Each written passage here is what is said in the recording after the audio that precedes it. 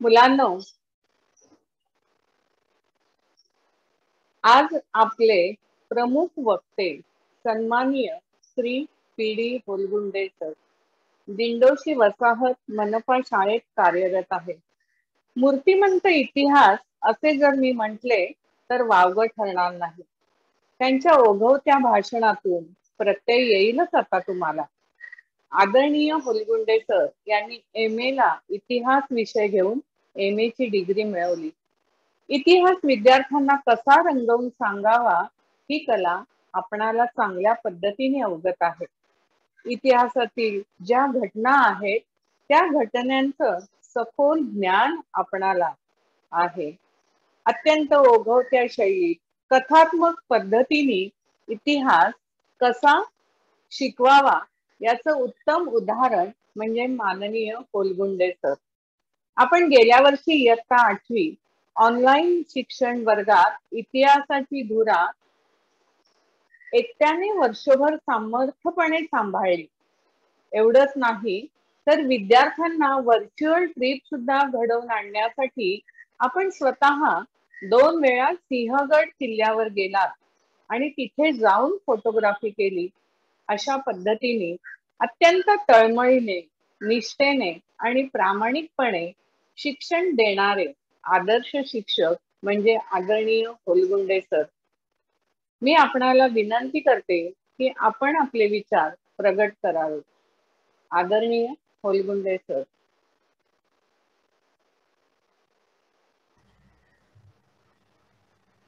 सुप्रभात. आणि आज या 8वीच्या ऑनलाईन वर्गाचे सर्व उपस्थित मान्यवर शिक्षक वर्ग आणि माझे विद्यार्थी मित्रांनो, आपल्याला अमृत महोत्सवी स्वातंत्र्य दिनाच्या हार्दिक हार्दिक शुभेच्छा. माझ्या विद्यार्थी मित्रांनी आणि माझ्या शिक्षक बंधू भगिनींनी आपल्याला स्वातंत्र्य दिनाचं महत्त्व सांगितलेलंच आहे, पण माझ्या परीने मी सांगण्याचा प्रयत्न करत आहे. विद्यार्थी मित्रांनो, मी तुम्हाला 2 आवाज ऐकवतो. ते आवाज कोणाचे आहेत किंवा तो डायलॉग, तो स्लोगन, ते घोषवाक्य कोणाचं आहे ते तुम्ही ओळखायचं आहे.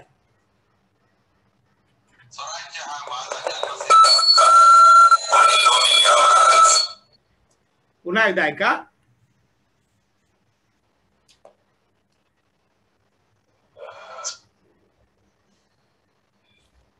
स्वराज्य हा माझा जन्मसिद्ध हक्क आहे आणि तो मी मिळवणारच. ओके, यानंतरचा आवाज ऐका. मेरे प्यारे भाई और बहनों, जय हिंद. आप लोग आजादी चाहते हो ना? हाँ, मैं दूंगा आजादी. उसके लिए पहले तुम मुझे खून दो, मैं तुम्हें आजादी दूंगा. ओके, सांगा कोणाचा आहे आवाज? मी सांगू सर? येस बाळा. सर, पहिला आवाज आहे लोकमान्य बाळ गंगाधर टिळक आणि दुसरा आवाज आहे सर मी सांगू नेताजी सुभाषचंद्र बोस. Very good. मित्रांनो, हे आवाज एका विद्यार्थ्याने रेकॉर्ड केलेले आहेत, पण हे डायलॉग आहेत लोकमान्य टिळक आणि नेताजी सुभाषचंद्र बोस. भारताचा स्वातंत्र्य लढा अतिशय दैदिप्यमान आहे आणि त्या स्वातंत्र्य लढ्यामध्ये ज्यांनी ज्यांनी महत्वाचं कार्य केलं त्या सगळ्यांचे काही खास डायलॉग आहेत. तुम्हाला सर्वांना ते माहित आहेत, ते आपण समजून घेण्याचा प्रयत्न करूया. आज आपण स्वातंत्र्यामध्ये जगत आहोत. आपल्याला बंधन म्हणजे काय माहित नाही, गुलामगिरी म्हणजे काय माहित नाहीये, आणि म्हणून तितकंसं स्वातंत्र्याचं महत्व आपल्याला समजून घ्यायला थोडा वेळ लागत आहे.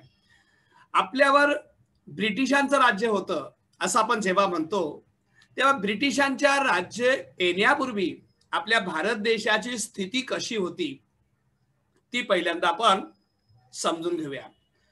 विद्यार्थी मित्रांनो, भारत देश हा त्यावेळेला जवळजवळ 16 ते 17 कोटी लोकसंख्येचा देश, शेती प्रधान देश. आणि असं म्हणतात की त्यावेळेला भारत देशामध्ये सोन्याचा धूर निघत असे. म्हणजेच काय, सर्व बाबतीमध्ये आर्थिक संपन्नता होती. भारत हा त्यावेळेला स्वावलंबी देश होता आणि संपूर्ण खेडी ही स्वयंपूर्ण होती. प्रत्येक गावामध्ये त्या गावात राहणाऱ्या लोकांच्या गरजा भागवणारे लोक होते, तुम्हाला सर्व माहिती आहे. पण ब्रिटिश आले आणि ही खेडी आणि हा भारत परावलंबी झाला. मग हे ब्रिटिश जवळजवळ 12,908 किलोमीटर अंतर आहे इंग्लंडचं आपल्या भारत देशापासून. युरोप खंडामध्ये वसलेला हा देश आहे. मग एवढ्या लांबून तो देश भारतामध्ये का आला, त्या देशाचे लोक भारतामध्ये का आले, तर त्याचं कारण आपण समजून घेतलं पाहिजे. कारण औद्योगिक क्रांती ही इंग्लंड आणि फ्रान्स आणि जर्मनी या युरोपीय देशांमध्ये झाली. आणि औद्योगिक क्रांती झाल्यामुळे इंग्लंडमध्ये मोठमोठे उद्योगधंदे सुरू झाले आणि त्या उद्योगधंद्यांसाठी त्यांना कच्चा माल जो लागायचा तो कापूस. आणि तुम्ही जर आजही युरोप खंडाची अर्थव्यवस्था पाहिली तर ती शेती प्रधान नाहीये, ती उद्योग प्रधान आहे. म्हणजे जवळजवळ 5% लोक युरोप खंडातले शेती करतात. भारतामध्ये 70% लोक शेती करतात. मग तिथे कापसाचं उत्पादन होत नाहीये आणि मग त्यावेळेला कापड उद्योगामध्ये झालेली क्रांती आणि त्यासाठी लागणारा कापूस, यासाठी युरोपीय देश, युरोप खंडाबाहेरील देश, युरोप खंडाबाहेरील भूमी शोधू लागले. त्यावेळेला भौगोलिक शोध लागले होते आणि त्या शोधाचा परिणाम म्हणून ते आशिया खंडाकडे वळले. तुम्हाला सर्वांना माहिती आहे, वास्को द गामा हा आपल्याला भारतामध्ये आलेला पोर्तुगीज खलासी माहिती आहे. जेव्हा हे भारतामध्ये आले तेव्हा त्यांनी काय केलं ते आपण पाहणारच आहोत. पण मित्रांनो, आपण म्हणतो भारत देशावर इंग्रजांचं राज्य होतं, हे काही तितकंसं खरं नाही बुवा. भारत देशावर इंग्रजांचं राज्य होतं ते भारतातल्या जास्तीत जास्त भागावर होतं. पण काही युरोपियन देश पण या देशामध्ये स्थायिक झाले होते, व्यापार करत होते आणि भारतातले काही प्रदेश त्यांनी आपल्या ताब्यात घेतले होते. उदाहरणार्थ फ्रेंच म्हणजे कोण, फ्रान्स देशामध्ये राहणारे नागरिक. त्यांनी भारतामध्ये येऊन, तुम्हाला माहिती आहे पूर्वेकडे आपलं हे जे चेन्नई बंदर आहे तिथे असणारे माहे, एनम, चांद्रनगर, कारिकल आणि पुदुचेरी, त्याला आपण पूर्वी पॉंडेचेरी म्हणायचे, या प्रदेशावर त्यांनी आपलं वर्चस्व प्रस्थापित केलं. आणि आपण म्हणतो भारताला 1947 ला स्वातंत्र्य मिळालं, पण पुदुचेरीला 1948 ला स्वातंत्र्य मिळालं, कारण तिथे फ्रेंचांची सत्ता होती. इंग्रज गेल्यानंतर फ्रेंच तिथून गेले नाही. आपल्या शेजारी एक राज्य आहे पहा, गोवा, महाराष्ट्राच्या दक्षिणेला. त्या गोवामध्ये पोर्तुगीजांचं राज्य होतं. पोर्तुगीज कोणाला म्हणतात, पोर्तुगाल देशामध्ये राहणाऱ्यांना. 1960 पर्यंत गोवा हा पोर्तुगीजांच्या ताब्यात होता आणि 1960 ला गोवा हा स्वतंत्र झाला आणि उर्वरित भारत हा इंग्रजांच्या ताब्यात होता. मग इंग्रजांनी या देशात सत्ता कशी स्थापन केली, आपल्या देशावर त्या ठिकाणी त्यांनी राज्य कसं प्रस्थापित केलं, आपल्या देशाचं आर्थिक शोषण कसं केलं, आपल्याला देशाचा स्वातंत्र्य लढा म्हटल्यानंतर या बऱ्याचशा गोष्टी आपल्याला समजून घेणं गरजेचं आहे.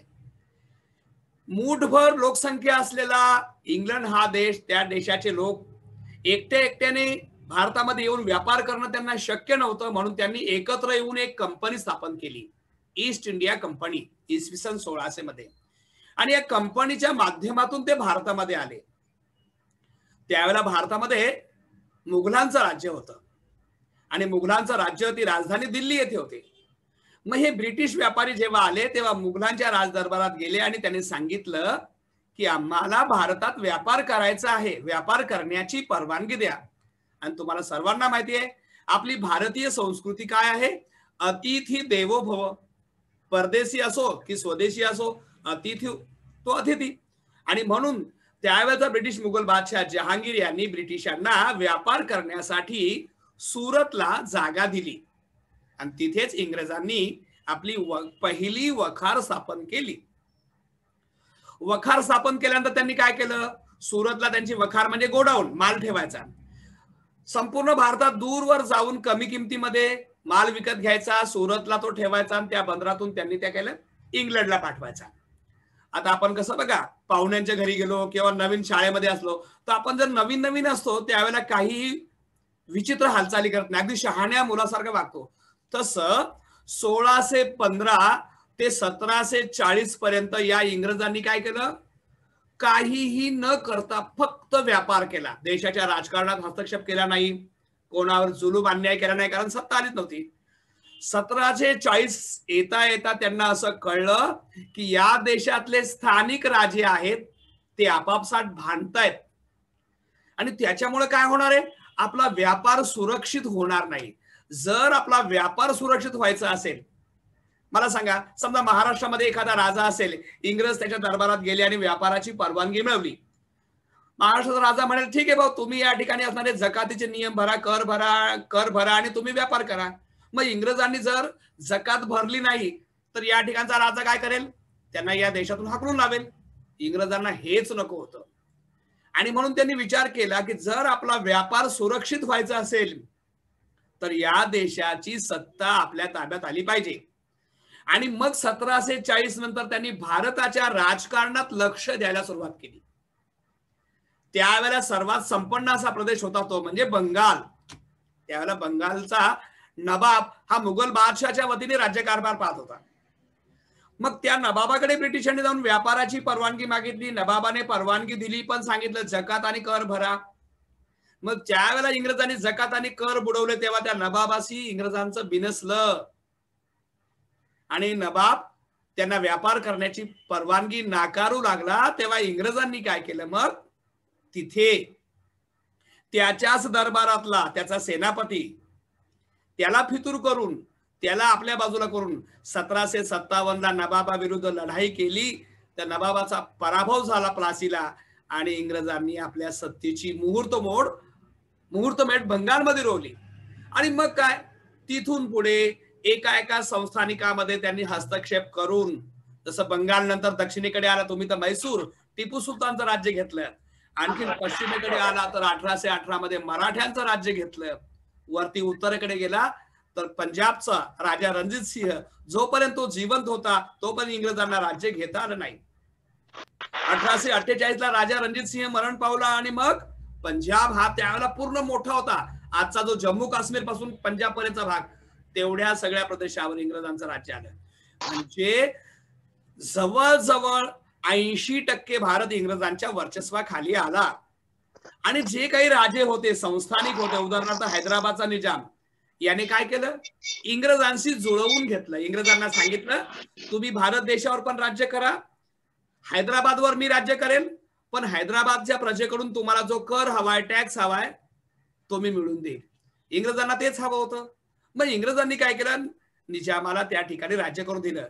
उलट हैदराबादची प्रजा ही दुहेरी कराखाली दबली गेली. निजाम स्वतःसाठी कर घ्यायचा, इंग्रजांसाठी कर घ्यायचा. असे जे संस्थानिक होते त्यांच्या काळात देखील ही भारतीय जनता भरडली गेली.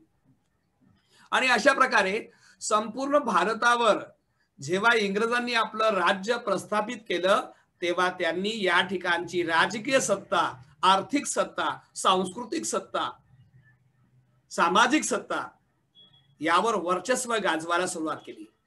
ते मुळात तिथून येतानाच आपल्या बरोबर धर्मगुरू घेऊन आले होते. धर्माचा प्रसार करणं हाही त्यांचा उद्देश होता. आणि मग हे करत असताना काय करायचं ते तुम्हाला हे सगळं माहिती असायला पाहिजे की युरोपीय देश, आशिया आणि आफ्रिका खंडामध्ये सत्ता गाजवायला आले याला आपण साम्राज्यवाद म्हणतो. साम्राज्यवाद म्हणजे काय, तर परकीय भूमीचा स्वतःच्या आर्थिक लाभासाठी फायदा करणे. आणि मग हे करत असताना त्यांनी काय केलं, भारताचं जे आर्थिक धोरण आहे ते त्यांच्या मर्जीप्रमाणे राबवलं. म्हणजे काय केलं तर भारतामधून त्यावेळेला अगदी सुप्रसिद्ध ढाक्याची मलमल यासारखी तलम वस्त्र ही परदेशात निर्यात व्हायची. आता ही परदेशात निर्यात होणारी, जसा इंग्लंडला आपण मँचेस्टर शहर म्हणतो, तिथे हे तलम कापड जायचं. आता तिकडे त्यांच्या देशामध्ये तयार होणारं कापड विकायला असायचं आणि आपल्या देशातून तिकडे गेलेलं कापड, ते यंत्रावर तयार झालेलं कापड, इथे आपल्या हातमागावर तयार झालेलं कापड, तरी हे कापड त्या ठिकाणी जास्त विकलं जायचं. मग इंग्रजांनी काय केलं की ही जी निर्यात बंद व्हावी म्हणून त्यांनी भारतातून परदेशात निर्यात होणाऱ्या या ज्या कापडावर, मालावर निर्यात कर लादला. परिणाम काय झाला, भारतीय कापड, भारतीय वस्तू परदेशी बाजारात महाग विकू लागल्या. मग कोणी घेत नाही आणि त्यामुळं भारतीय कारागीर हे बेकार झाले, विणकर बेकार झाले. बघा त्यावेळेला पावसावर आधारित शेती होती. शेतकरी हा पावसावर आधारित शेती करायचा. इंग्रजांनी कोणतं धोरण राबवलं माहितीये? शेतकऱ्यांकडून शेतसारा हा नगदीने घ्यायचा, पैशाच्या रूपात. म्हणजे एखाद्या शेतकऱ्याच्या शेतात जेवढं धान्य पिकल त्याच्या उत्पन्नाचा 1/10 किंवा ठराविक रक्कम ठरवून ती रक्कम तो जे धान्य आहे बाजारात विकून त्या मोबदल्यात पैसा द्यायचा. मग एखादा शेतकरी सांगायचा, साहेब पाऊस नाही पडला हो, शेतात पीक नाही आलं, मी काय विकणार नाही, काय विकू शकत नाही, मी शेतसारा कसा भरणार. इंग्रज त्यावेळेला कसे होते, आम्हाला काही माहित नाही आहे, तू शेत गहाण ठेव किंवा शेत विक किंवा गोठ्यातली जनावरं विक किंवा दागिने विक, आम्हाला शेतसारा भर म्हणजे भर. मग अशा प्रकारे शेतकऱ्यांकडून सक्तीने शेतसारा घेतल्यामुळं शेतकरी कर्जबाजारी झाला. ऑन दी स्पॉट शिक्षा दिली. समजा एखाद्या व्यक्तीला फासावर लटकवलं तर ते फासावर कसं लटकवायचे, आता आपल्याकडे जेलमध्ये फासावर लटकवतात. त्या काळामध्ये गावामधील एखादं झाड निवडायचे आणि त्या झाडाला लटकून ठेवायचे आणि ते प्रेत 4 दिवस 5 दिवस तसंच ठेवायचे की इतर लोकांनी ते प्रेत पाहावं आणि त्याला त्यामुळे घाबरून इंग्रजांविरुद्ध पुन्हा आवाज उठवणे हा त्यामागचा हेतू होता. अशी आंदोलनं, असे स्थानिक उठाव त्या काळामध्ये लढले. पण आपलं दुर्भाग्य की एका गावातल्या लोकांनी उठाव केला तेव्हा दुसऱ्या गावातल्या लोकांनी त्या उठावाला पाठिंबा दिला नाही आणि म्हणून ते उठाव सफल झाले नाही.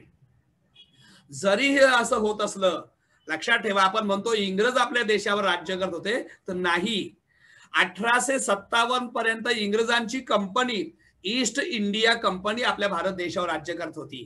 ब्रिटिश पार्लमेंट राज्य करत होते. मग हे स्थानिक उठाव जेव्हा जेव्हा होत होते त्याच वेळेला संपूर्ण देशामध्ये इंग्रजांच्या विरुद्ध वातावरण निर्माण झालं. एक लक्षात घ्या, तुम्हाला इंग्रजांना या देशामध्ये कारभार पाहण्यासाठी कारकून वर्ग हवा होता आणि म्हणून त्यांनी या देशामध्ये इंग्रजी शिक्षण सुरू केलं आणि इथेच ते फसले. बघा, आपल्याकडे एकमेकांशी आपण समन्वय साधतो कसा, जशी आपल्याला जी भाषा येते ती समोरच्याला येत असेल तर आपण समन्वय साधू. मग इंग्रजांची भाषा इंग्रजी आणि भारतीयांची भाषा ही स्थानिक, कोणाची मराठी कोणाची हिंदी. मग इंग्रजांना जर या ठिकाणचे लोक कारकून म्हणून ठेवायला पाहिजे तर इंग्रजांना त्या लोकांची भाषा आली पाहिजे किंवा त्या लोकांना इंग्रजांची भाषा आली पाहिजे. आणि म्हणून त्यांनी इंग्रजी भाषेतून शिक्षण द्यायला सुरुवात केली आपल्या भारत देशामध्ये 1835 ला. आणि तिथेच ते फसले, कारण इंग्रजी भाषाचं शिक्षण भारतीय तरुणांना मिळू लागल्यामुळे भारतीय तरुण भारत आणि भारताबाहेरील देश यांची तुलना करू लागले. भारताचा इतिहास, इंग्लंडचा इतिहास, त्यानंतर विज्ञान हा विषय आला, त्यामुळे लोक तुलना करू लागले की अरे सती प्रथा फक्त भारतात आहे, जगात कुठेच नाही. बालविवाह फक्त भारतामध्ये आहे, जगात कुठेच नाही. आणि मग त्यांना कळू लागलं की आपला समाज हा अंधश्रद्धाळू आहे, रूढीप्रिय आहे. पहिल्यांदा हा समाज बदलला पाहिजे. आणि मग तुम्हाला माहितीये, राजाराम मोहन रॉय आणि महात्मा फुले यासारख्या त्यावेळच्या तरुणांनी भारताचं सामाजिक प्रबोधन घडवून आणलं. सती प्रथा बंद झाली, बालविवाह बंद झाला, विधवांना विवाह करण्याची परवानगी मिळाली, पाश्चात्य शिक्षणाचं वारं वाहू लागलं. स्वातंत्र्य, समता, बंधुता ही फ्रेंच राज्यक्रांतीने दिलेली तत्व ही भारतीयांना कळू लागली. आणि मग हळूहळू भारतीय लोक एकत्र येऊ लागले. आता एकत्र येऊ लागले, पण काय घडलं त्यावेळेला, जसं मुंबई विभागातल्या समस्या सोडवण्यासाठी मुंबई असोसिएशन, मद्रास मधल्या समस्या सोडवायच्या तर मद्रास असोसिएशन, बंगाल मधल्या समस्या सोडवायच्या तर बंगाल असोसिएशन. म्हणजे बंगालच्या समस्या ह्या बंगालच्या लोकांनी सोडवायच्या, मद्रासच्या समस्या मद्रासच्या लोकांनी सोडवायच्या, मुंबईच्या समस्या मुंबईच्या लोकांनी सोडवायच्या, पुण्याच्या समस्या पुण्याच्या लोकांनी सोडवायच्या. आणि मग तिथे कुठेतरी असं जाणवू लागलं की हा जर भारत देश एक आहे तर संपूर्ण भारतीयांना एकत्र आणणारी अशी एखादी संघटना स्थापन केली पाहिजे. आणि मग हळूहळू जागृती होऊन मित्रांनो 1885 मध्ये राष्ट्रीय सभा नावाचा एक पक्ष स्थापन झाला. आणि या राष्ट्रीय सभेचं पहिलं अधिवेशन मुंबईला झालं आणि संपूर्ण भारतातले जे काही लोकप्रतिनिधी आहेत त्या ठिकाणी आले आणि मग राष्ट्रीय सभेचा जन्म झाला. तुम्हाला माहिती आहे दादाभाई नौरोजी आहे किंवा तुमचे सरदार लोकमान्य टिळक आहे, बदरुद्दीन तय्यबजी आहे, ईश्वरचंद्र विद्यासागर आहे किंवा न्यायमूर्ती गोविंद रानडे, हे त्यावेळेचे पहिले संस्थापक उमेशचंद्र बॅनर्जी आहे. मग हा जो राष्ट्रीय सभेचा कालखंड आहे तर पहिल्यांदा जे राष्ट्रीय सभेचे कार्यकर्ते होते, नेते होते, यांनी इंग्रजांशी पंगा नाही घेतला. त्यांनी काय ठरवलं, सनदशीर मार्गाने, कायद्याच्या मार्गाने इंग्रजांकडून भारतीयांसाठी मागण्या मागून घ्यायच्या, भारतीयांसाठी सुधारणा मागून घ्यायच्या. म्हणजे सुरुवातीच्या काळाला राष्ट्रीय सभेच्या नेत्यांनी इंग्रजांना विरोध केला नाही. इंग्रजी सत्ता याला दैवी प्रसाद मानलं आणि इंग्रजांकडून भारतीयांना त्यांनी सुधारणा मागू लागली. परंतु या राष्ट्रीय सभेचा जो पुढचा कालखंड आहे 1905 ते 1920 या कालखंडाला आपण टिळक युग म्हणतो.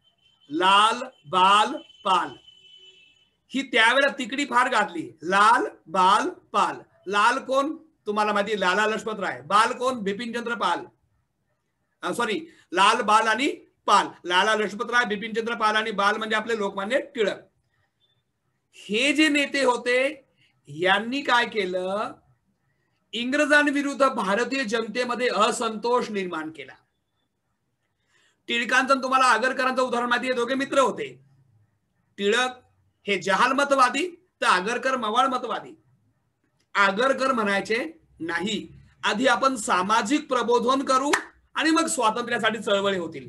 टिळक म्हणाले नाही, हा माझा देश आहे, हे माझं घर आहे, माझ्या देशाचा राज्यकारभार मीच पाहणार. त्यांनी का पाहायचा, आणि मी आधी स्वातंत्र्य मिळणार आणि मग सामाजिक प्रबोधन. आणि मग तुम्हाला माहिती आहे लोकमान्य टिळकांनी काय केलं, लोकांनी एकत्रित यावं, त्यांच्यात जनजागृती घडावी म्हणून शिवजयंती उत्सव तुम्हाला माहिती आहे त्यांनी सुरू केला. गणपती उत्सव सुरू केला. म्हणजे घरातला गणपती त्यांनी मैदानात आणला की जेणेकरून त्या गावातले, समाजातले सर्व लोक एकत्र येतील आणि त्यांच्यामध्ये विचारांची देवाणघेवाण होऊन इंग्रजांविरुद्ध राजकीय जागृती निर्माण होऊन ही चळवळ उभी राहिली. या चळवळीची पार्श्वभूमी टिळकांनी तयार केली. आणि तुम्हाला सर्वांना माहिती आहे टिळकांचा जो कालखंड आहे, ज्या वेळेला टिळक नावाच्या सूर्याचा अस्त होत होता तेव्हा गांधी नावाच्या सूर्याचा उदय होत होता. पण त्याच काळामध्ये जगामध्ये मोठी घटना घडत होती. पहिलं महायुद्ध घडत होतं आणि पहिल्या महायुद्धामध्ये जर्मनी विरुद्ध इंग्लंड लढत होते आणि इंग्लंडची आपण वसाहत होतो म्हणून इंग्लंडला आपल्या मदतीची गरज होती. आणि म्हणून इंग्लंडच्या नेत्यांनी, तुम्हाला सर्वांना माहिती आहे की भारतीयांची मदत घेण्यासाठी टिळकांना विनंती केली. तेव्हा टिळक म्हणाले की तुम्ही आम्हाला स्वराज्य देणार असाल तर आम्ही तुम्हाला पहिल्या महायुद्धात सहकार्य करू. तेव्हा गांधीजी म्हणाले टिळक, सहकार्य करायचं तर बिनशर्त करायचं. इंग्रज आपल्याला जे द्यायचे आहेत त्या सुधारणा देतीलच. त्यामुळे टिळक त्या ठिकाणी नाराज झाले आणि भारतीयांनी पहिल्या महायुद्धात इंग्रजांना मदत केली. असो, हा टॉपिक 2 मिनिटे इथे थांबूया. आपण 1835 ला इंग्रजी शिक्षण सुरू केलं, सामाजिक प्रबोधन झालं, लोक जागृती घडली आणि त्याचा परिणाम काय झाला तर संपूर्ण भारत देशामध्ये इंग्रजांच्या विरुद्ध सर्वात मोठा उठाव झाला. त्याला म्हणतात 1857चं स्वातंत्र्य युद्ध, 1857चं स्वातंत्र्य समर. लोकमान्य टिळकांनी त्यावर पुस्तक लिहिलं.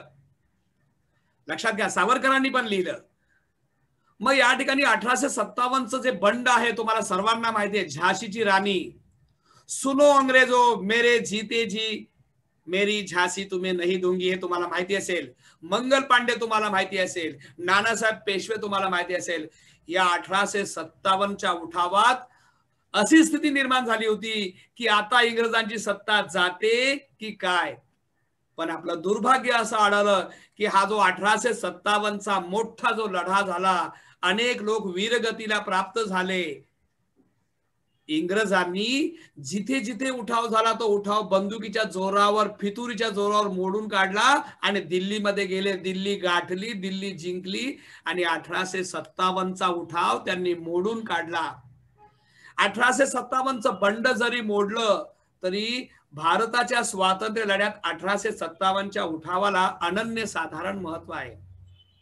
याचं कारण आहे इंग्लंडच्या पार्लमेंटची वीट ही गदागदा हल्ली. पार्लमेंटला कळलं की भारतातली सत्ता आपली जाते की काय, आणि म्हणून त्यांनी 1857ला व्हिक्टोरिया राणीने जाहीरनामा काढला आणि असं डिक्लेअर केलं की हे भारतीयांनो, मी इंग्लंडची राणी अर्थात भारतीयांची राजी तुम्हाला असं आश्वासन देतं की यापुढे भारतीयांच्या धर्मात ढवळाढवळ केली जाणार नाही, सैनिकांना नोकऱ्या देताना भेदभाव केला जाणार नाही. म्हणजे 1858ला ईस्ट इंडिया कंपनीची सत्ता ब्रिटिश पार्लमेंटकडे आले. मित्रांनो, ब्रिटिश पार्लमेंटकडे सत्ता आली, पण भारताची स्थिती काही बदलली नाही. भारतावर होणारा अन्याय काही बदलला नाही. अन्याय हा होतच राहिला.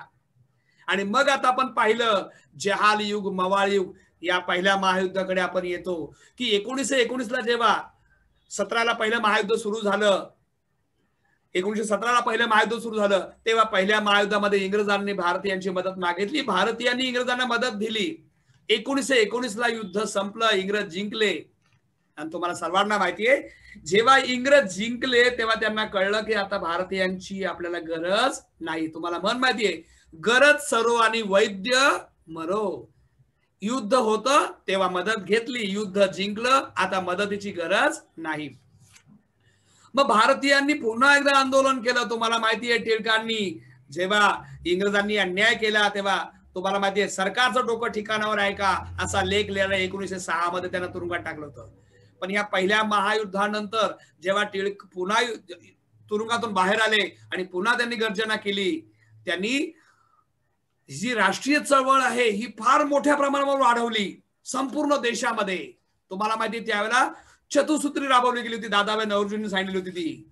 स्वराज्य, स्वदेशी, राष्ट्रीय शिक्षण आणि बहिष्कार. त्याच काळामध्ये इंग्रजांनी तुम्हाला माहितीये बंगालची फाळणी केली, हिंदू आणि मुस्लिमांना फोडण्याचा प्रयत्न केला. हे सर्व घडत असताना टिळक युगाचं महत्व आहे. आणि मग टिळकांनी हे जे घडवून आणलं, इंग्रजांना काय करायचं होतं, या 1908 ते 1917 या काळामध्ये जे काही जहाल मतवादी नेते होते यांच्यावर वेगवेगळे आरोप ठेवून वेगवेगळ्या प्रकारे खटला भरून यांना तुरुंगात पाठवलं. त्यांना वाटलं ही चळवळ दुबळी होईल, पण मित्रांनो चळवळ दुबळी झाली नाही. मग इंग्रजांनी काय केलं, तर ही चळवळ दडपण्यासाठी रौलेट नावाचा कायदा केला, रौलेट ऍक्ट. हा कायदा इतका जुलमी होता की अक्षरशः याला काळा कायदा म्हटलं गेलं. का काळा कायदा म्हटलं, की नुसत्या संशयावरून कोणालाही तुरुंगात टाकण्याचा अधिकार ब्रिटिशांना मिळाला आणि भारतीयाला आपल्यावर होणाऱ्या अन्यायाच्या विरोधात दाद मागण्याचा अधिकार पण नव्हता. नुसता संशय. आजकाल बघा, खून करणारी माणसं खून करून येतात तरी वकील काय करतो, तुम्हाला माहिती, त्यांना बेल मिळते, जामीन मिळते आणि ते कोर्टात केस लढतात. इथे तसं काही नव्हतं. कोर्टात जायचं नाही, वकील नाही, जी काय चौकशी होणार गुप्त, शिक्षा होणार गुप्त, कोणाला माहित पण नाही पडणार. आणि म्हणून गांधीजींनी सांगितलं की हा काळा कायदा रद्द झाला पाहिजे, म्हणून आंदोलन करा. आणि देशभर आंदोलन झाली. त्या सगळ्यात गाजलेलं आंदोलन तुम्हाला सर्वांना माहिती आहे, पंजाबचं आंदोलन, जालियनवाला. पंजाबमध्ये जेव्हा हे आंदोलन झालं ना म्हणून, तेव्हा इंग्रजांनी हे आंदोलन चिरडण्यासाठी साम दाम दंड भीती या नीती याचा मार्गाचा अवलंब केला. आणि मग त्या ठिकाणी त्यांनी काय केलेलं आहे, पंजाबच्या जनतेवर अतोनात अन्याय केला. आता पंजाबमध्ये हे आंदोलन का जास्त मोठ्या प्रमाणात लढलं, तर पहिल्या महायुद्धामध्ये पंजाबचे तरुण तिकडे लढायला नेले होते आणि म्हणून ते पंजाबचे तरुण मेले होते. पंजाबमधून धान्य नेलं होतं तिकडे आणि म्हणून पंजाबमध्ये ह्या रौलेट कायद्याविरुद्ध तीव्र आंदोलन झाली. त्या ठिकाणचे जे नेते आहेत डॉक्टर सत्यपाल आणि सैफुद्दीन किचलू, इंग्रजांनी यांना अटक केली आणि स्थानबद्ध केले. आणि त्यांना स्थानबद्ध केलं, त्याचा निषेध व्यक्त करायला तुम्हाला माहिती आहे 13 एप्रिल 1900 या ठिकाणी 19ला जालियनवाला बागेमध्ये सभा भरली होती.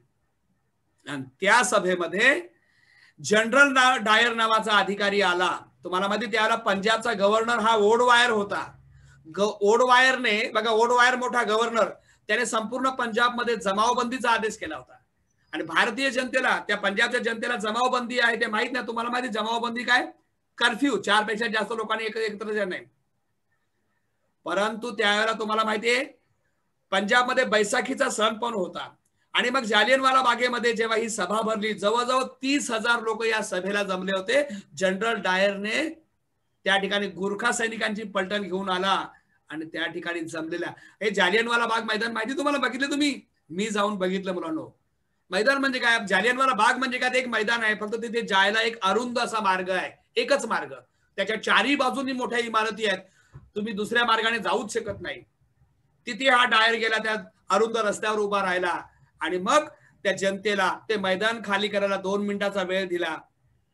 कसं खाली होणार हो? बंदुकीच्या फैरी झाडल्या गेल्या, लोक घाबरले, सैरा वैरा पळू लागले आणि त्या ठिकाणी एक अशी मैदानामध्ये कोरडी विहीर होती. काही लोकांनी त्या विहिरीमध्ये उड्या टाकल्या, काही लोकांनी भिंतीवर चढण्याचा प्रयत्न केला. असंख्य लोक चिरडले गेले हो, शेकडो लोक मारले गेले. आणि जेव्हा ही घटना गांधीजींना समजली तेव्हा मात्र गांधीजींचा ब्रिटिश सत्तेवरला विश्वास उडाला.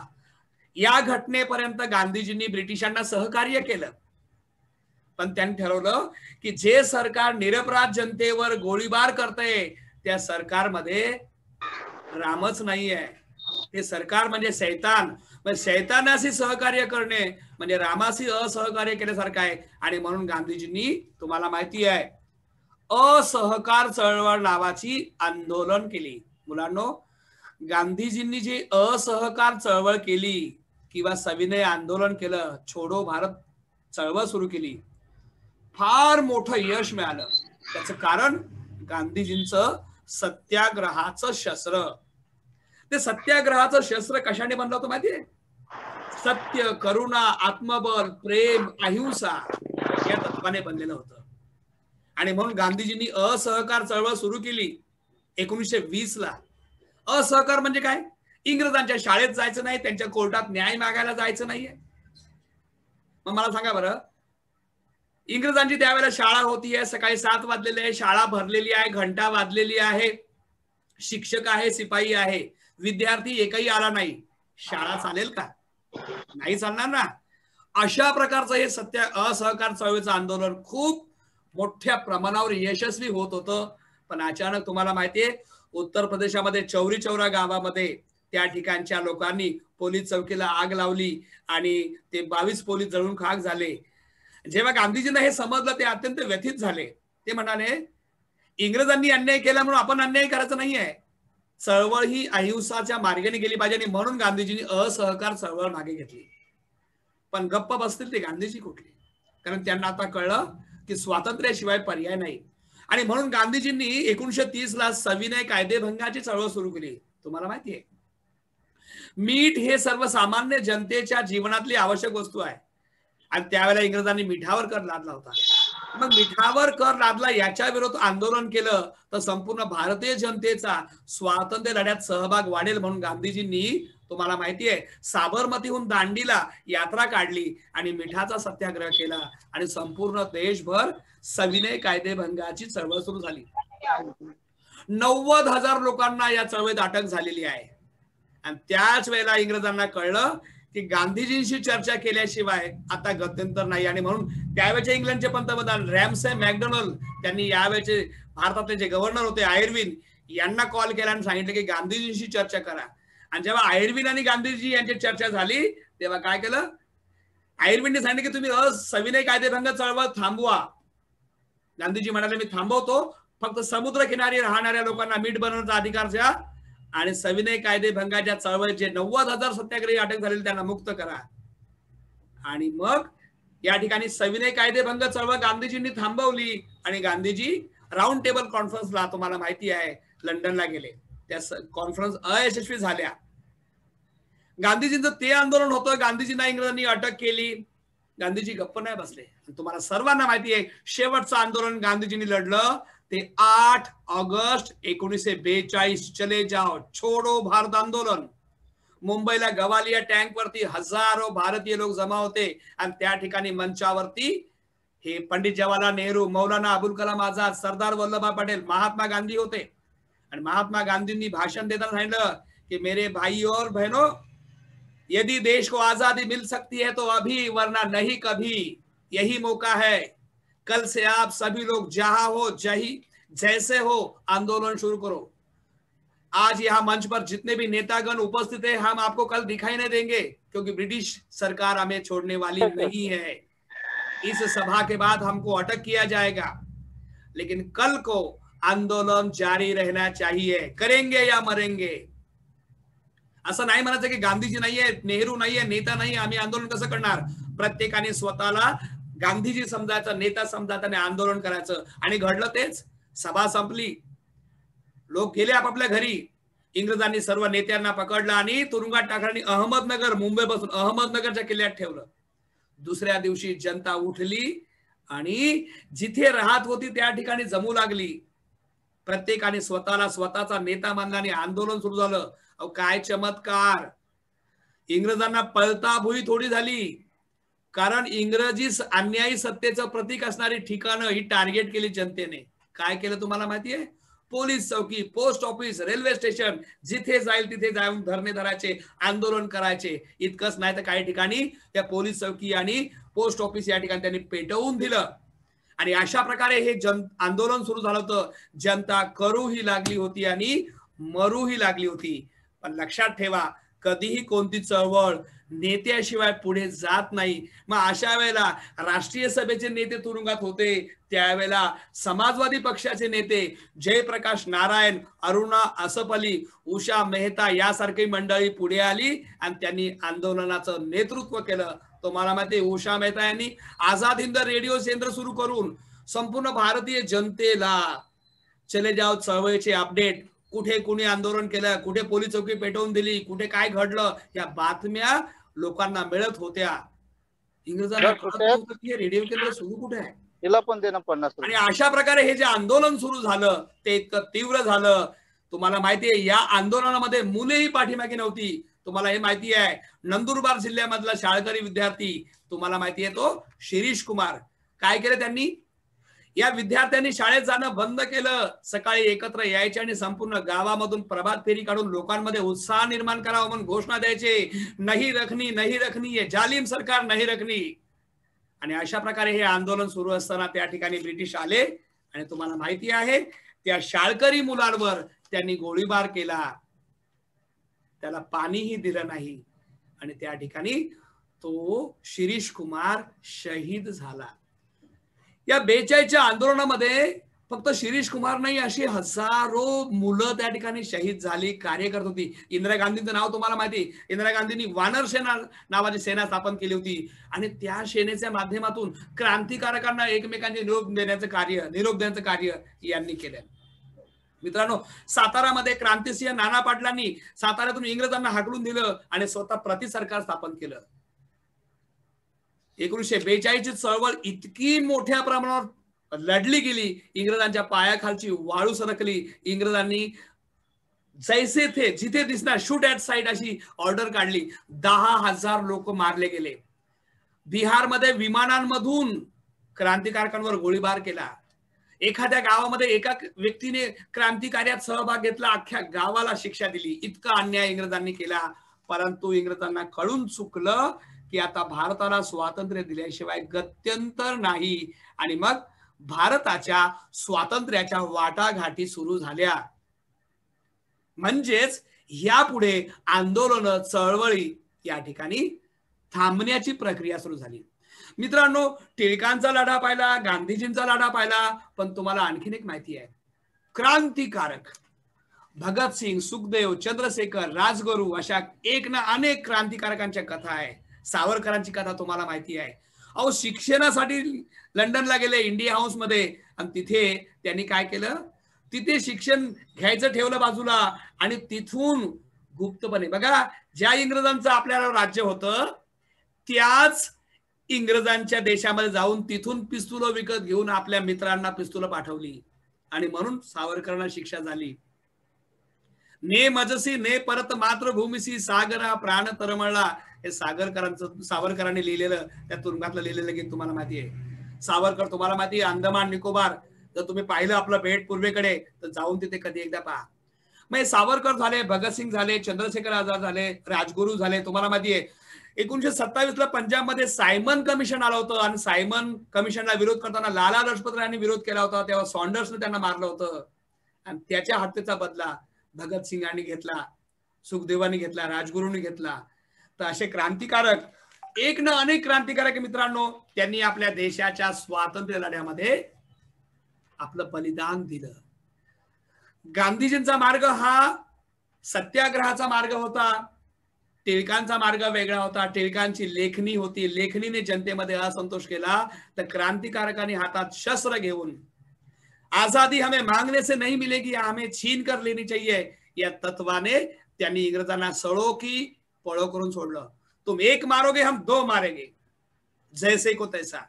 आणि म्हणून या क्रांतिकारकांनी या ठिकाणी इंग्रजी सत्तेचे जे काही जुलमी प्रतीक आहे अशा अधिकाऱ्यांच्या गोळ्या धरून हत्या केल्या. तुम्हाला माहिती आहे पुण्याचा कमिशनर रँड याची हत्या जी चाफेकर बंधूंनी केली.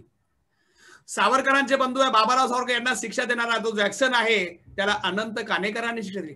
असे कितीतरी क्रांतिकारक आहेत की ज्यांनी इंग्रजी अधिकाऱ्यांच्या हत्या केल्या आणि हसत हसत फासावर लटकले गेले. मित्रांनो या स्वातंत्र्य लढ्यामध्ये प्रत्येकाचं योगदान आपल्या परीने आहे. नेताजी सुभाषचंद्र बोस, पंडित जवाहरलाल नेहरू इतकंच आकर्षक व्यक्तिमत्व, टॅलेंटेड व्यक्तिमत्व, राष्ट्रीय सभेचे सदस्य होते. दुसरं महायुद्ध 1939ला सुरू झालं तेव्हा पंडित जवाहरलाल नेताजी सुभाषचंद्र बोस हे गांधीजींकडे गेले आणि गांधीजींना म्हणाले, बापूजी अंग्रेज वहां खतरे में है, उनके खिलाफ जर्मनी यानी हिटलर लड़ रहा है, मतलब दुश्मन का दुश्मन वो अपना दोस्त है, तो क्यों ना हम यहां भारतीय जवानों को इकट्ठा करके अंग्रेजों के खिलाफ जंग छेड़ दे. गांधीजी म्हणाले नाही, स्वातंत्र्य मिळवायचं ते अहिंसेच्या मार्गाने, माझी याला कधीही परवानगी नाही. त्या ठिकाणी नेताजी सुभाषचंद्र बोस त्या सभेतून उठल्याने म्हणाले, ठीक आहे बापूजी मी तुमचा रिस्पेक्ट करतो, तुम्हालाही स्वातंत्र्य मिळवायचंय आणि मलाही स्वातंत्र्य मिळवायचंय, तुम्ही तुमच्या मार्गाने स्वातंत्र्य मिळवायचा प्रयत्न करा, मी माझ्या मार्गाने स्वातंत्र्य मिळवण्याचा प्रयत्न करतो. आणि म्हणून नेताजी सुभाषचंद्र बोस यांनी राष्ट्रीय सभा हा पक्ष सोडला, स्वतःचा पक्ष स्थापन केला 1943ला फॉरवर्ड ब्लॉक. आणि या पक्षाच्या माध्यमातून संपूर्ण भारतीय तरुणांमध्ये जनजागृती करायचे, शहरात जायचे आणि सांगायचे, मेरे जवानों आपको आजादी चाहिए ना, मैं दूंगा तुम्हें आजादी, लेकिन उसके पहले तुम्हें मरना होगा तो आजादी मिलेगी. आपल्यासारखा म्हटलं असता हम मरेंगे और उसके बाद आजादी, उसका क्या फायदा है. तेव्हा नेताजी सांगायचे, हाँ तुम मरोगे तो आजादी मिलेगी, क्योंकि तुम्हारे बच्चे आजादी में जिएंगे, तो तुम्हारे बच्चों के लिए तुम नहीं मरोगे तो कौन मरेगा, तुम्हें मरना ही होगा. हजारो तरुण त्या ठिकाणी आलेले आहेत आणि त्या आंदोलनात सहभागी झालेले आहेत मित्रांनो. आणि मग नेताजी सुभाषचंद्र बोस यांची ही जागृती पाहिल्यावर इंग्रज घाबरले आणि म्हणून नेताजी सुभाषचंद्र बोस यांना त्यांनी नजर कैदेत ठेवलं. नजर कैदेत राहतील ते सुभाषचंद्र बोस कसले, इंग्रजांना फसवून कधीच ते भारत सोडून ब्रह्मदेश अफगाणिस्तान मार्गे जर्मनीला गेले आणि जर्मनीमध्ये जो हिटलर होता, संपूर्ण जगावर सत्ता गाजवण्याचा स्वप्न बघणारा, त्या हिटलरला भेटले. हिटलरने स्वागत केलं आणि सांगितलं, तुम्ही आलेला आहात, थांबा आपण लढाईची तयारी करू. सुभाषचंद्र गप्प बसणार आहे. तिथे जर्मनीमध्ये बर्लिन रेडिओ केंद्र स्थापन करून भारतीय जनतेमध्ये इंग्रजांविरुद्ध असंतोष निर्माण केला आणि तिथल्या जनतेला सांगितलं की मी स्वातंत्र्य मिळवण्याचा प्रयत्न करतो, तुम्ही मदत करा. आणि असं करत असताना तुम्हाला माहिती आहे जपानमध्ये रासबिहारी बोस यांनी आझाद हिंद सेना स्थापन केली होती आणि त्या आझाद हिंद सेनेचं नेतृत्व कोणी करावं त्यांना सुचवलं, सुभाषचंद्र बोस यांनी केले. मग रासबिहारी बोस यांनी सुभाषचंद्र बोस यांच्याशी जर्मनीमध्ये संपर्क साधला आणि सुभाषचंद्र बोस जर्मनीहून जपानला पाणबुडी मधून जेव्हा समुद्रावर युद्ध नौका आग ओकत होत्या, आपला जीव धोक्यात टाकून सुभाषचंद्र बोस या ठिकाणी जपानला आले आणि आझाद हिंद सेनेचं नेतृत्व केलं. आणि आझाद हिंद सेना इंग्रजांच्या विरुद्ध लढायला भारतामध्ये आलेली आहे. आसाममध्ये लढाई सुरू झालेली आहे. आसामची काही ठिकाणं जिंकलेली आहेत. अंदमान निकोबार हे बेट त्यांनी जिंकलेलं आहे. त्याचं नाव स्वराज्य आणि शहीद ठेवलेलं आहे. आणि अशा प्रकारे आझाद हिंद सेना लढत असताना आपल्या दुर्भाग्याने युद्धाचं पारडं बदललं, इंग्रजांची बाजू जिंकू लागली, हिटलरचा पराभव झाला. हिटलरचा मित्र इटली, त्या ठिकाणी तुम्हाला माहिती आहे इटली शरण आलेला आहे, जर्मनी शरण आलेला आहे, राहिला जपान. आणि त्या जपानची मदत आझाद हिंद सेनेला मिळत होती. पण आता जपान घेरल्यामुळं आझाद हिंद सेनेला मदत मिळणारी बंद झाली. आझाद हिंद सेना एकटी पडली आणि एकाकी आझाद हिंद सेना लढत असताना सुभाष बाबूंच्या विमानाला अपघात झाला आणि आझाद हिंद सेनेचं कार्य थांबलं. बांधवांनो, आपल्या भारत देशाचा स्वातंत्र्य लढा हा असा दैदिप्यमान आहे. या स्वातंत्र्य लढ्यामध्ये तुम्हाला भारतातल्या सर्व जाती धर्माच्या लोकांनी सहभाग घेतला. सामान्य जनतेने तन मन धन आपापल्या परीने या ठिकाणी या स्वातंत्र्य लढ्यात सहभाग घेतला. लहान मुलं असतील, स्त्री असेल, अबालवृद्ध असतील, या सर्वांचं या स्वातंत्र्य लढ्यामध्ये योगदान अनन्य साधारण आहे. आणि शेवटी इंग्लंडच्या पार्लमेंटने भारताच्या स्वातंत्र्याचा कायदा पास केला आणि भारताला स्वातंत्र्य डिक्लेअर केलं. 14 ऑगस्ट 1947 ला दिल्लीच्या लाल किल्ल्यावर तो सुवर्ण क्षण त्या ठिकाणी उदयाला आला. रात्री मध्यरात्रीला संपूर्ण लाल किल्ल्यामध्ये तुम्हाला आपण आता प्रसिद्ध अभिनेते दिलीप कुमार यांचं निधन झालं. दिलीप कुमारची मुलाखत मी ऐकली. ते म्हणाले ज्या दिवशी स्वातंत्र्य मिळणार होतं त्या दिवशी संपूर्ण भारत देश हा रोषणाने सजलेला होता. ढोल तासे नगाडे वाजत होते, पेढे वाटले जात होते, लोक एकमेकांना आलिंगन देत होते, बधाई देत होते. आणि असा हा जो स्वातंत्र्याचा जो क्षण आहे, तो दिवस उजडला. 14 ऑगस्ट 1947 ला रात्री 12:01 दिल्लीमध्ये लाल किल्ल्यामध्ये हा स्वातंत्र्य सोहळा पार पाडला गेला. त्या ठिकाणी विचार करा, 2 त्या ठिकाणी मोठे खांब आहेत. एका खांबाला भारतीय ध्वज आहे, दुसऱ्या खांबाला युनियन जॅक आहे. काय दृश्य असेल ते की ब्रिटिशांचा युनियन जॅक खाली येत आहे आणि भारताचा तिरंगा डौलाने वर जात आहे. त्या ठिकाणी हजारो लोकांच्या डोळ्यामध्ये आनंद अश्रू वाहिले. आणि त्यावेळेला पंडित जवाहरलाल नेहरूंनी जे भाषण केलं होतं त्यात ते म्हणाले की आज मध्यरात्रीला संपूर्ण जग जेव्हा झोपी जात आहे तेव्हा भारत नावाच्या एका नव्या देशाचा उदय होत आहे. तुम्हा सर्वांना हार्दिक शुभेच्छा, असं त्या ठिकाणी सुभाषचंद्र बोस या आपल्या पंडित जवाहरलाल नेहरू यांचं भाषण होतं. आणि तेव्हापासून आपल्या भारत देशाला हे स्वातंत्र्य मिळालं. आणि आज उद्या 15 ऑगस्ट 2021 आपण स्वातंत्र्याचा 75वा हा जो आहे स्वातंत्र्य दिन साजरा करत आहोत. बालमित्रांनो, स्वातंत्र्य तर मिळालं आपल्याला. मग स्वातंत्र्य जर मिळालेलं आहे तर या हे जे स्वातंत्र्य आहे अबाधित ठेवायचं कसं, याची जबाबदारी आता मात्र तुमच्यावर आहे. देशाला प्रगती पथावर न्यायचं आहे, ते तुम्ही न्यायचं आहे. मग तुम्ही काय करायचं आहे? तुम्ही या देशाचा आदर्श नागरिक होण्याचा प्रयत्न करायचा आहे. तुम्ही उच्च शिक्षण घ्यायचं आहे. तुम्ही जर उच्च शिक्षण घेतलं आणि तुम्हाला हव्या असलेल्या क्षेत्रामध्ये तुम्ही जर प्रगतीच्या शिखरावर पोहोचला तर तुमची प्रगती तुमच्या कुटुंबाची प्रगती होईल. आणि तुमच्या कुटुंबाची प्रगती झाली की तुमच्या परिसराची प्रगती होईल. आणि परिसराची प्रगती झाली की आपोआपच राष्ट्राची प्रगती होईल. आज तुम्हाला माहिती आहे कोरोनाचं संकट आहे. आपल्या आजूबाजूला अनेक शत्रू आहेत. चीन सारखा बलाढ्य शत्रू आहे, पाकिस्तान सारखा परंपरागत शत्रू आहे. या शत्रूंशी सामना देण्यासाठी आपल्याकडे सबळ सक्षम अशी तरुण भारतीय पिढी निर्माण झाली पाहिजे. आणि भारताचं आधारस्तंभ, भारताचे भविष्य तुम्ही आहात. आम्ही तर या ठिकाणी भारत देशासाठी, भारतीय जनतेसाठी शिक्षक आपापल्या परीने प्रयत्न करतो. पण तुमचे यापुढचं कर्तव्य फार महत्वाचं आहे. तुम्ही उच्च शिक्षण घ्यायचं आहे आणि या देशाला आपल्या प्रगती पथावर न्यायचं आहे. आणि देशाचं स्वातंत्र्य अबाधित ठेवण्याचा आपण प्रयत्न करायचा आहे. या ठिकाणी तुम्हाला एक छोटस 2 ओळीचं गाणं ऐकवतो आणि त्यानंतर आपण आपलं हे